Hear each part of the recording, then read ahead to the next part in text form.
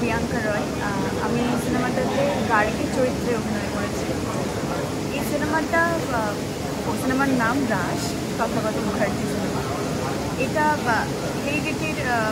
একটা হেরিটেজের গল্প বলে।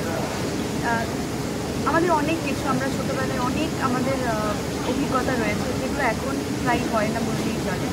যেমন সন্ধ্যেবেলায় একসাথে মুড়ি মেখে খাওয়া, ফ্যামিলি সবাই মিলে ঠাকুমার কাছে গল্প শোনা, সন্ধ্যেবেলায় সবাই মিলে ফুচকা খেতে বেরোনো বা আলু কাটা বানানো সব ভাই বোনগুলো মিলে। এগুলো প্রায় না হয় না বললেই চলে।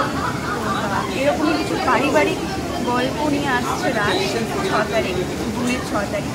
প্লিজ আপনারা হলে গিয়ে সিনেমাটা দেখুন, আর কেমন লাগলো অবশ্যই সেটা জানাবেন। আজকে আমাদের গান রিলিজ হয়েছে, চেনা ঘর, তালপাতা সেপাই গানটি রিলিজ করেছে।